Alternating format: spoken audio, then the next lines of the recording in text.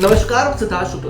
कभी कहा जाता था कि अपराधी कितना भी शातिर क्यों ना हो, कानून के शिकंजे से बच नहीं सकता, और आज ये कहावत सच साबित होती दिखती है। सोचिए, एक शख्स जिसने बिना किसी डर खौफ के करोड़ों का गुटखा का साम्राज्य खड़ा कर लिया, जिसने फैक्ट्री की लोकेशन ऐसे बदल बदल कर रखी जैसे कोई अपनी शर्ट बदलता हो, जिसने मशीन सील होने के बाद बोल्ट काट कर निकाल ली, मजदूरों को बंधुआ बना डाला और करोड़ों का टैक्स हड़प लिया, वही शख्स आखिर जीएसटी विभाग के हत्थे चढ़ ही गया।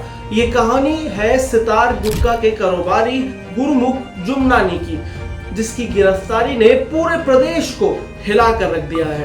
तो चलिए अब जरा पूरी कहानी को अच्छे से समझते हैं। जीएसटी विभाग की टीम ने महीनों की निगरानी और खुफिया छानबीन के बाद गुरमुख जुमनानी को गिरफ्तार किया। आरोप है कि वो लंबे समय से बिना जीएसटी पंजीयन के सितार नाम का गुटखा बना रहा था और करोड़ों रुपए का टैक्स चुराकर सरकार को चूना लगा रहा था। ये गुटखा रोजाना लाखों रुपए की कमाई कर रहा था, लेकिन सरकार तक इसका एक पैसा भी नहीं पहुंच रहा था।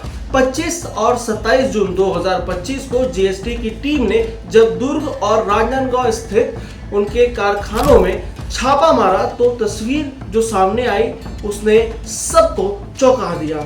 15 मशीन लगातार चल रही थी, रात दिन गुटखा बन रहा था। वहीं से इस गुप्त साम्राज्य का सच बाहर आने लगा। समन जारी करने के बाद भी गुरमुख सामने नहीं आया। 2 महीने तक वहां फरारी काटता रहा, कभी यहाँ तो कभी वहां। असल में पकड़ से बचने के लिए वो हर बार कुछ महीनों में अपनी फैक्ट्री का ठिकाना बदल लेता था। साल 2021 से शुरू हुआ ये खेल राजनांदगांव के मनकी गांव और खैरागढ़ से शुरू हुआ, फिर रायपुर के मंदिर हसौद और भनपुरी तक पहुंचा। वहां से भी जब छापा पड़ा तो उसने फैक्ट्री उठाकर दुर्ग के पोटिया और फिर बोईरडी, जोरातरई, गनियारी तक खिसका दी। मानो ये कोई गुप्त अड्डा ना होकर मूविंग फैक्ट्री है जो हर बार नई जगह में धंधा कर रही है। उसके बेटे सागर जुमनानी के नाम पर भी खेल चल रहा था। कोमल फूड के नाम से एक गोदाम रजिस्टर्ड था, जिसमें कागजों पर सुपारी का कारोबार दिखाया जाता था। असलियत ये थी कि वही सुपारी गुटखा बनाकर बाजार में बेची जा रही थी। चतुराई भी देखिए, सुपारी पर सिर्फ 5% का जीएसटी लगता है, जबकि गुटखे पर 28% का टैक्स लगता है।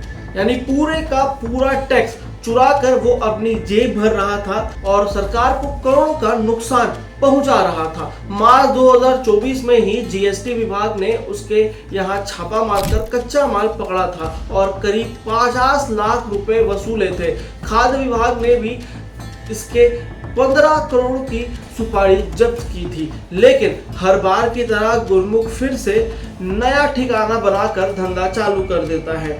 लेकिन गुरमुख की करतूत सिर्फ टैक्स चोरी तक सीमित नहीं थी, वे अपराधी प्रवृत्ति का कारोबारी था, जिसकी फैक्ट्री ऐसे थी कि मानो किसी फिल्म का गुप्त अड्डा हो। 4 दीवारी के भीतर रात में बहुत कम रोशनी, मजदूरों को बाहर निकलने की मनाही और पूरा रात मशीन चलने का ऑर्डर। मध्य प्रदेश के छिंदवाड़ा और बैतूल से मजदूरों को बंधुआ की तरह रखा जाता था।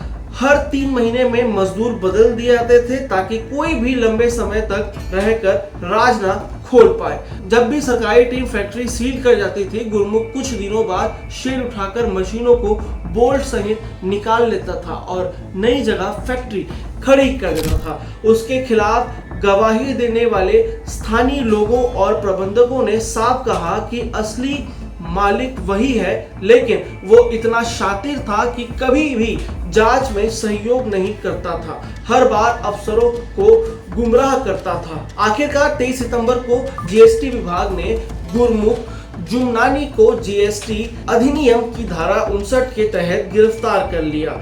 जांच में खुलासा हुआ कि वो रोजाना करीब 50 लाख रुपए का गुटखा तैयार करता और बेचता, यानी साल में करोड़ों रुपए का कारोबार कर रहा था, लेकिन सरकार को कुछ भी नहीं दे रहा था। विभाग जो है अब उसके पूरे अपवंचित कर की गणना कर रहा है, जो भारी भरकम रकम में होगी। लेकिन ये सिर्फ टैक्स चोरी का या कानून तोड़ने का ही मामला नहीं है। ये उस काले कारोबार की कहानी है जो चुपचाप लाखों जिंदगियों को भी बीमार कर रही है। गुटखा केवल दांत नहीं खराब करता, ये कैंसर तक पहुंचाने वाला जहर है। हर एक पाउच में मौत छुपी होती है जो धीरे धीरे परिवार को तबाह कर देती है। इसलिए ये मामला सिर्फ गुरमुख जुमनानी जैसे अपराधियों की गिरफ्तारी भर का नहीं है, ये चेतावनी है कि गुटखा का कारोबार सिर्फ सरकार का पैसा नहीं लूटता है बल्कि समाज की सेहत भी खा जाता है। तो दोस्तों याद रखिए, गुटखा सिर्फ आपके दांतों को ही नहीं गला रहा बल्कि कैंसर के जहर से आपके पूरे परिवार को निगल रहा है। तब तक के लिए नमस्कार। मैं सिद्धार्थ शुक्ला, प्रेम छत्तीसगढ़।